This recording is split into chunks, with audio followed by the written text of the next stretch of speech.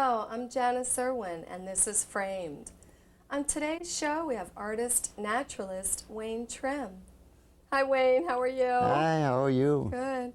I first met Wayne when he was doing a presentation with a screech owl named Huzik, and it was so interesting to find out so many facets of Wayne's history. He's traveled all around the world and been editor and art director of Conservationist magazine. He's done skin diving, underwater sketching, taxidermy. He'll have to share with you many of the other areas of his fabulous history. But today we're going to speak of Wayne's art. He's a fabulous painter, illustrator. So Wayne, how did you get interested in being a painter? Well, first of all, you consider yourself a painter or an illustrator? Well, I consider myself a scientist who loves to paint and draw, but from a standpoint of wildlife and drawing, I knew when I was in kindergarten that that's what I wanted to do. And growing up in a family of artists as I did, I had the art at home. And so I went on and got various degrees in science, but in the meantime I spent most of my time alone in the woods sketching and studying wildlife. Oh, it's so So fabulous. I just kind of put these things together. And well, I read in your biography that your father was a portrait painter and your uncle is a landscape painter, your sister did costume design, your other brother's doing mural painting.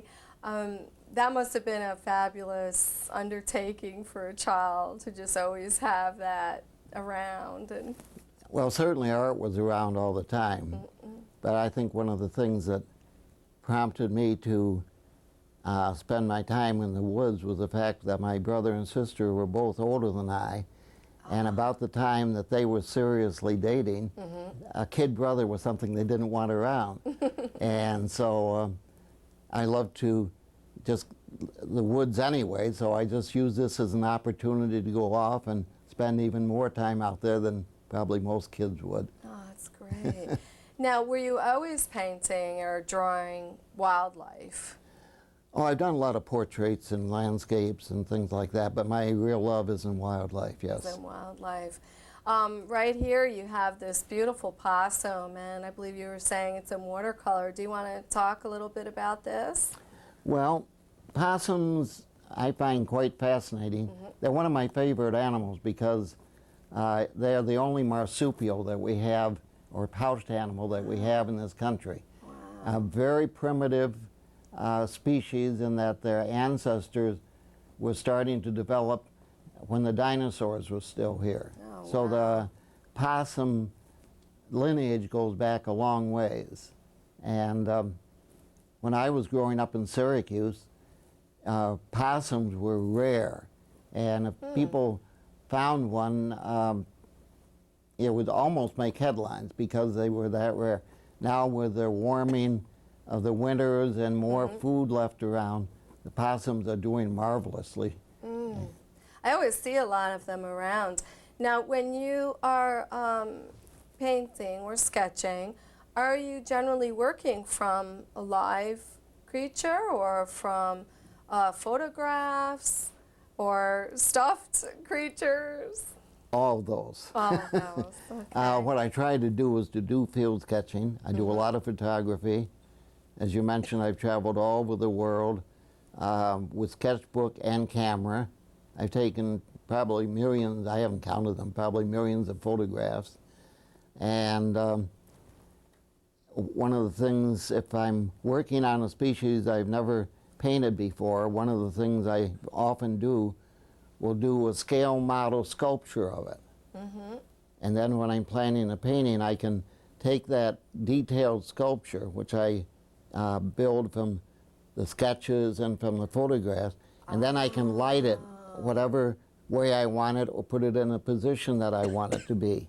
So it gives me a latitude that working just from photographs wouldn't give me.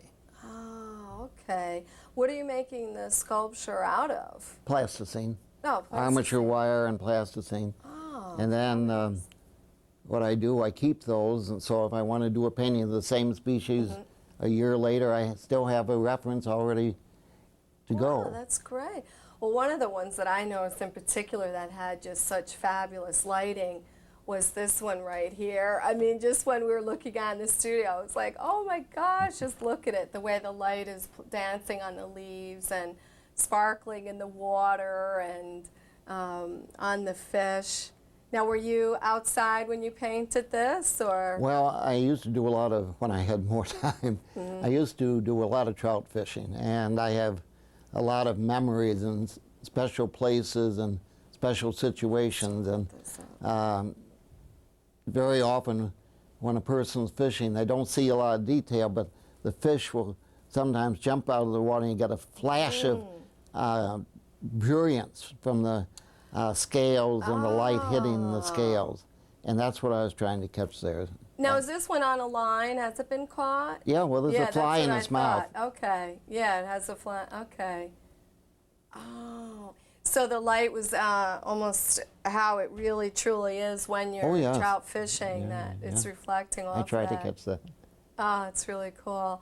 Now, this is, I think, one of my favorites so far today. There's so many, I wouldn't be able to select one, but this beautiful cardinal and the stone house. Now, were you saying this is a smokehouse? Well, this one, I was driving along the road one day and saw this stone building, and I stopped and asked about it. It's an old smokehouse. Oh, okay. And Love that. I was so fascinated with it, I wanted to put it in a painting.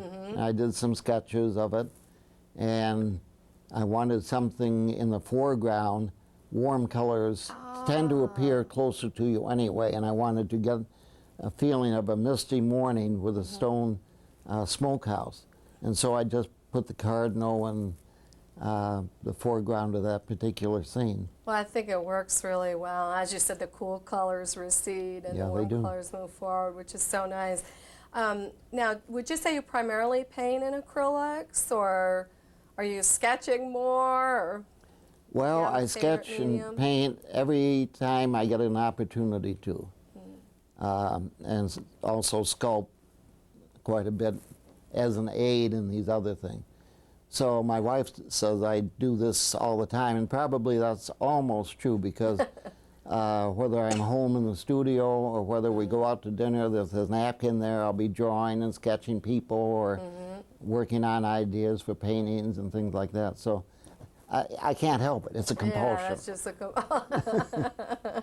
one of the things, too, mentioned that you do taxidermy. I used to. You used to. So how have you incorporated that into your art? Well, the way I've incorporated it into the art is in the preparation of, sometimes we will pick up, we have permits for salvage permits for wildlife, and we'll pick up dead things that have been hit by cars or killed some other way.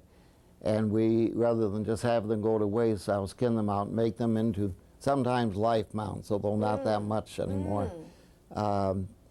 Primarily what they call study skins, so that they can help us. See, my wife and I run this business called Outdoor World for Learning. Oh, I see. And in that, we take programs dealing with nature and ecology out to schools, and we have live hawks and owls and things like that that go with us, but sometimes a specimen will be good to emphasize some other aspect of our discussion. And so the children, well, and the adults too, because we do it everything from preschool up to senior citizen, learn, I think they learn a lot. They seem to be enthusiastic about what we do. Well, I would think so. I saw your booth at the showcase at Schenectady Elementary School this past April. I think you're part of that arts and education. Yes, and we are. bringing nature into the classrooms, and I don't know if there could be anyone better suited to bring that subject into the school than yourself. Would you like to give the audience your email address and possibly your phone number in order for them to know how to get in touch with you? Well, the phone number is 518-686-7388. And our email. It's a little confusing from the way we spell it. It's Owlearn, Owlearn. We ran those two together. Oh, okay. At cserv,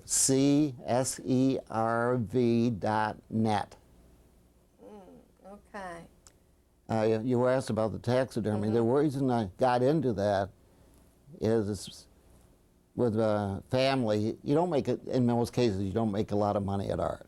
And my folks didn't have a lot of money for graduate school, and so I took up this taxidermy, which I had learned for doing specimens and so on, and got into that field to help pay my way through graduate school. Oh. So I was carrying full loads and doing illustrating books and magazines and running taxidermy business all at the same time and raising a family. Oh my gosh, because I know now you went to Cornell. Yes. And you studied ornithology at Cornell, That's correct? right. And then you were at Kansas State studying wildlife there. Right. So, Then came back to the Forestry College in Syracuse for more graduate work on a doctorate. So it's interesting to hear you talk about the permits for deceased animals along the way. I just know as a child, my grandmother, and actually most of the people in my family stopping roadside to collect porcupine quills or some aspect to either study something more or to do some native crafts. And when I tell people now, they're always like, "Ooh, that's so creepy." You know, they just don't really understand why you would want to collect the specimens. That's right. We, talking as porcupine quills, one of the things that we also teach is native crafts. And we do use porcupine quills for teaching how they decorated moccasins and That's robes right. and things like that. Yes, so many things that the Native Americans used nature. They really recycled everything. Well, You know, they we- had to. Yeah, yeah. They didn't have the luxury of throwaway That's a philosophy throwaway that we have. society. That's correct. Now this owl portrait right here is Yeah. incredible. Why don't you speak of that? Okay. I mentioned the fact that we have live birds and animals at home. This particular one, I think the easel is I'll get waving it. a I'll little hold bit, it. Okay. is actually a portrait of one of our owls, and also a portrait, the head of it, of a weasel in I the love winter. this detail right there. Oh, it's a weasel. Yeah. Oh. In winter, so-called ermine. Anyway, this is a painting that's going out to a show in Arizona shortly. But the story on the owl is he was out hunting one night and he was flying along and saw something probably on the ground or heard something. They use the hearing a lot in their hunting. And never saw a barbed wire fence. It was found the next day hanging on a barbed wire fence by its right wing. Some of the muscles were destroyed. Oh. And so it was found by a young lady helping deliver newspapers with her father. And they got it to a veterinarian, and eventually it ended up in our hands. But when I was thinking of doing a painting for this show, I wanted to put the owl in it. And a year or so ago, I got a weasel in the fall. No, it actually is in the white plumage or pelage when I got it, and kept it for several months, recording the changes from day to day, from the white to the summer pelage, which is brown. That's what I was going to ask you. I thought it changes for the season, correct? And very often when I've been in the field, I found dead weasels that have been killed by great horned owls. So they do, owls do feed on the weasels. I love the way you have the light just sparkling right off of the owl's eye. Well, the eyes are magnificent. They only see in black and white, but they have vision far more sensitive than ours. They can see as well at night as we do in the daytime, but they only see black and white. Oh, wow. Now tell me a little bit about the underwater sketching. What is underwater sketching? I'm Well, it's so literally challenged that. with that. Yeah, it's literally that. Now you're in scuba attire? Okay. Scuba tanks, wetsuits, weight belts, and I started out with colored pencils that were in a pouch, and in those days I hadn't developed the different plastics that they have now. So paper would dissolve underwater. So I came up with sheets of aluminum, and I put a coat of flat white paint on them, and I made up a kind of a sketchbook that I carried on my weight belt. And when I get down to the spot where I wanted to sketch, I would take that out and also take these colored pencils out. Now, if you drop a pencil underwater made of wood, it drops up. I was going to say it would go up, And right? I lost a lot of them because they dropped up, and if it was ocean water, they'd be in the tide and gone. I'd never seen them. So going back to my taxidermy days, when I would do deer heads in those days, if you're doing a head of a large animal, you have to take the cartilage out of the ears. Okay. And then replace it with something that you can shape. And I had sheet lead. And so what I did, I had some of that left over, so I cut strips of sheet lead, or little threads of it almost, and wound these around the top of the pencils. So then when I'd get to a spot to sketch, I'd take these out of the pouch, and they wouldn't drop up. Yeah, I could set them on the bottom and look like a nice, colorful birthday cake. Oh, because you saw the lead weighted it, the bendable. Okay, lead weighted it. One of the things I've seen, I think it's engineers' pad of paper for writing in the rain. I've seen that. I think more specifically for the market for it was for engineers. And I thought, oh, that's a good thing to come up with for anyone, you know, to be able to write in water. Now, what would you use today? What's... Okay, what I developed today is sketchbooks made out of Tyvek, the stuff they wrap around houses that they're building, which is almost a paper type texture and waterproof. And you can take it down. In fact, down in the Caribbean on some of the coral reefs, they have field guides made of that type of material. So you can take a field guide down in the water with you and identify the fish that you'll see. Now, what kind of pencils, though, will leave a mark on the Tyvek? Almost any of the color pencils will. Yeah. Any kind of, so now would you avoid... You wouldn't use watercolor pencils. That's what I was just going to ask you. Would you avoid the aquarelle, the watercolor pen? Yeah, I was just going to ask you that. So you want something... Oil pastel works fine. Okay. And the regular graphite works fine. Okay. And you just find a rock and you just stay put? Rock or a bunch of seaweeds, whatever happens to be handy. Wow, I think that is so incredible. That's the first time I met someone who does that. I think that's so interesting.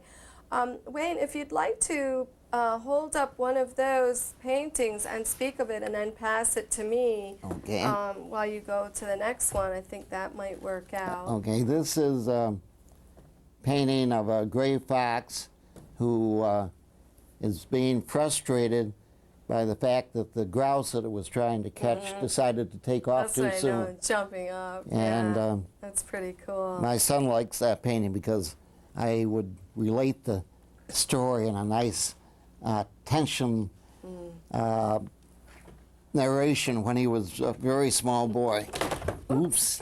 Well, I really like it. I like the energy in it with the fox jumping up like that after the grouse. That's pretty cool. This is one I just call Waiting for Breakfast.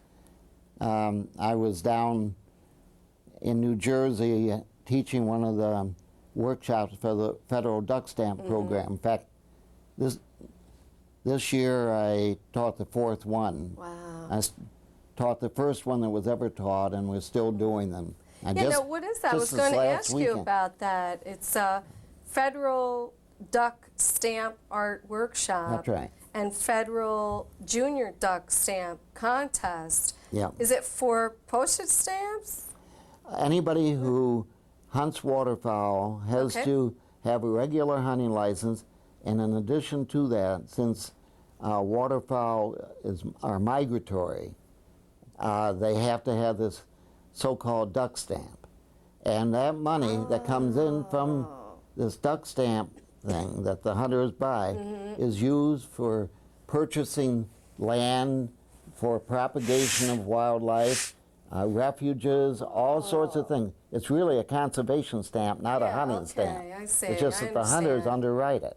Okay. And each year they have a different image on the stamp.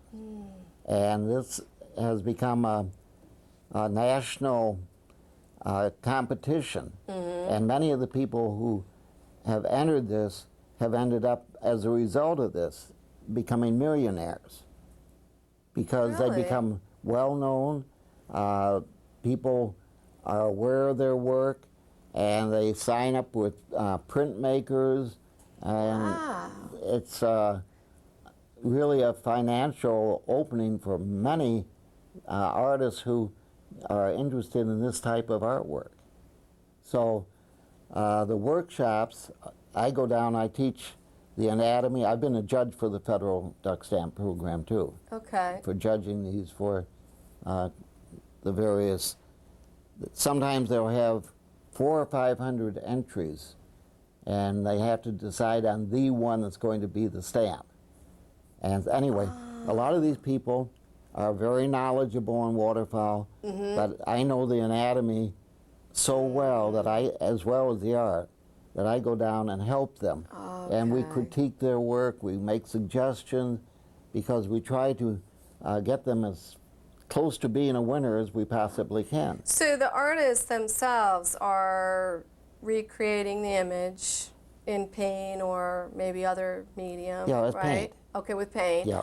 And the winner then is chosen to be on the stamp that's used to generate income toward saving and each different year, lands. Each year, the species that are eligible are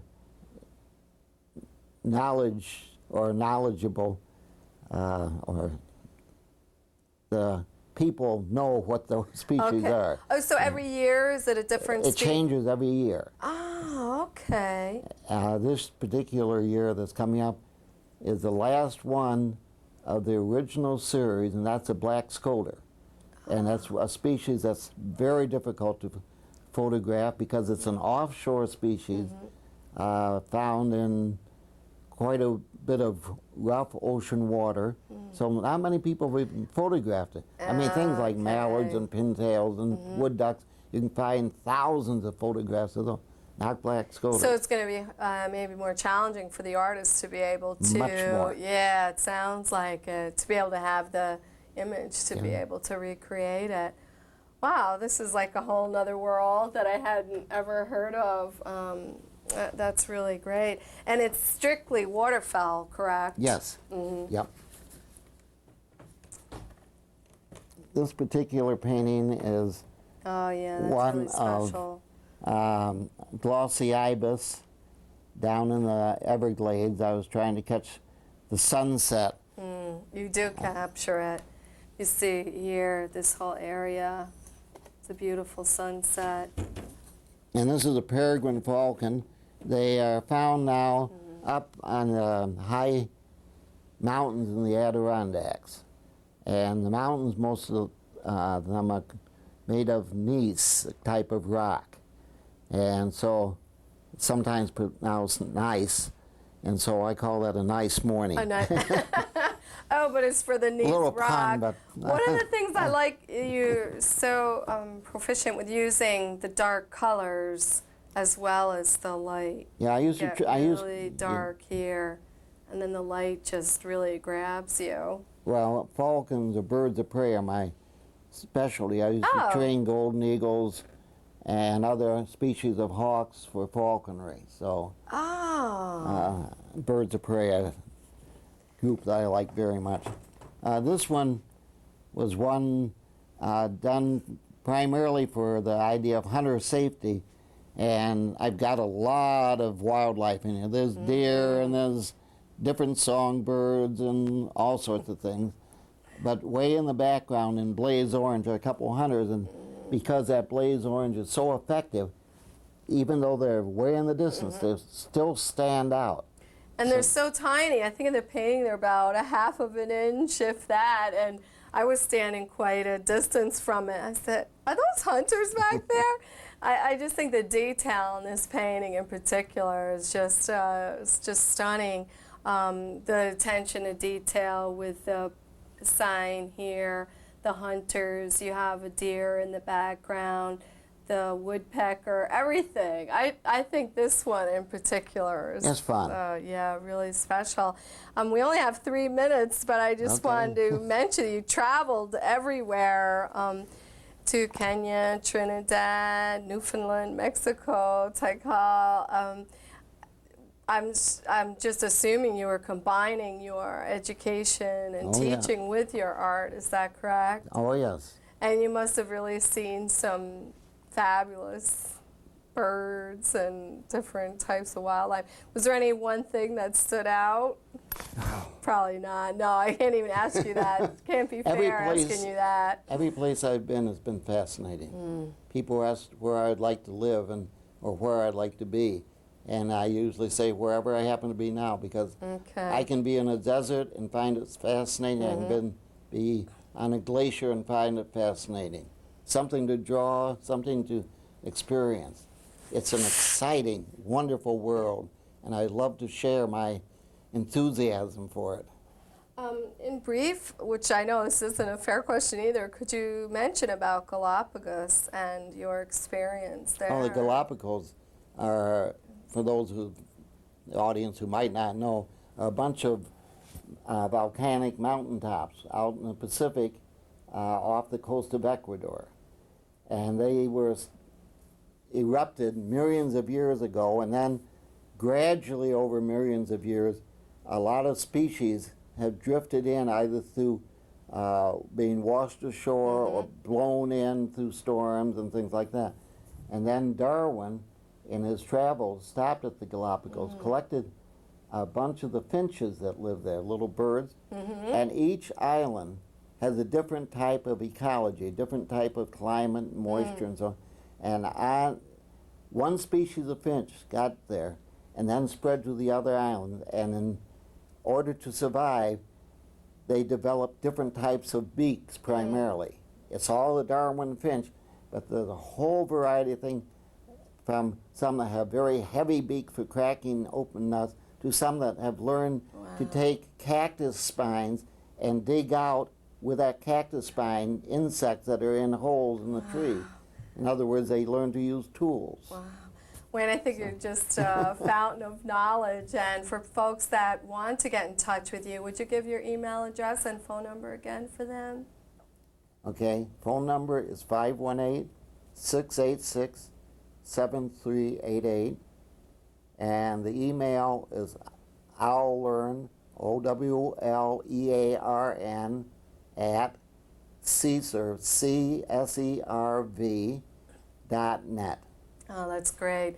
Because I know you, as we mentioned before, are an educator. You'll go into schools, many different places, libraries, and speak to people about wildlife, as well as your paintings. And there's so many more things to mention about you. I'd love to hear about the art direction for the conservationist, 40 years of that. So Wayne, thank you so much for joining Framed. Well, thank you very much for asking me. Oh, you're welcome. I've enjoyed this. Good. And we'll see you again.